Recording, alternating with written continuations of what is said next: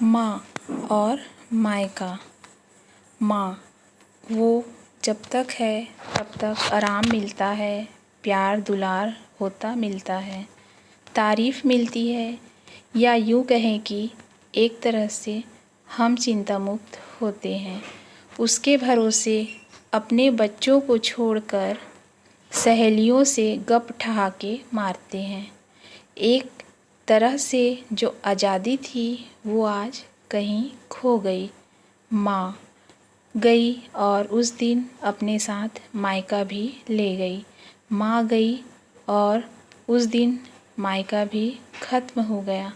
छुट्टियों में अपनी पसंद के पकवान बनाने वाली माँ, घी की अचार की बरनी अपने लिए अलग उठाकर रखने वाली माँ, सुबह देर तक सोने पर आवाज़ ना देने वाली माँ, सो जाओ फुसफुसाओ मत, अब बहुत रात हो गई और धीरे से अपने बातों में शामिल होने वाली माँ।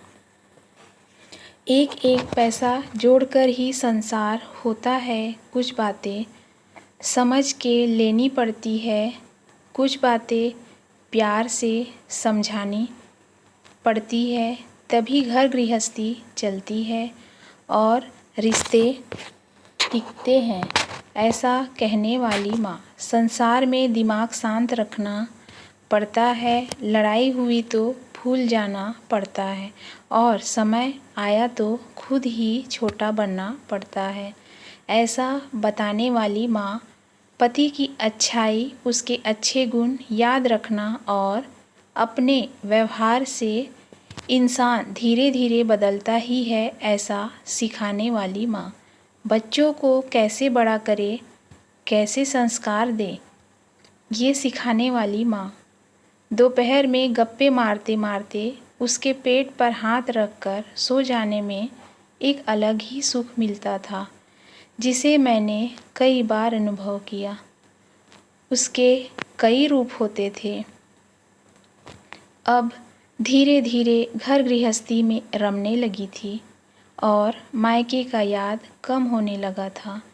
शायद दिल ने ही ये स्वीकार कर लिया था कि वो गई और उसके साथ साथ मौसी, मामा, भाई, ये रिश्ते भी चले गए।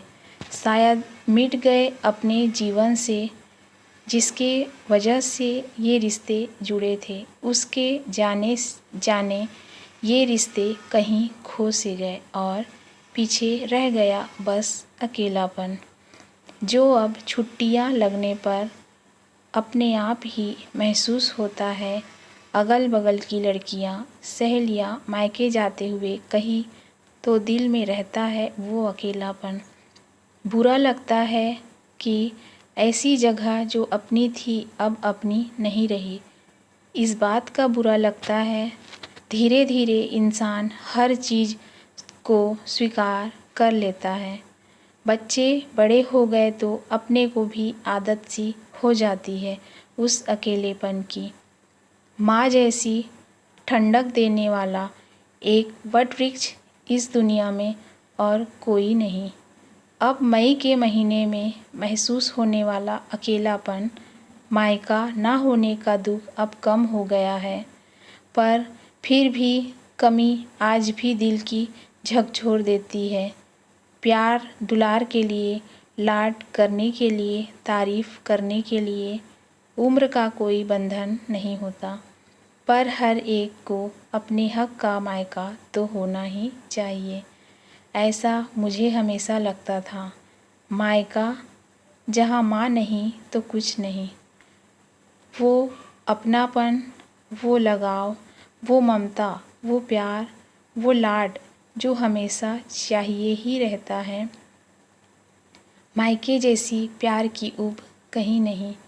गर्मियों की छुट्टियों का आनंद, खुशी कहीं खो सी गई, ये मात्र सच है। मायके गई थी महीना भर, ये किसी की बताने की खुशी अब कहीं खो सी गई है। इतने सालों में मायका एक औरत के दिल का एक कोना, जहाँ अनगिनत यादें और माँ की ममता बस। आज की मेरी ये कहानी आपको अगर अच्छी लगी हो फ्रेंड, एक लाइक शेयर सब्सक्राइब ज़रूर करें। Thank you.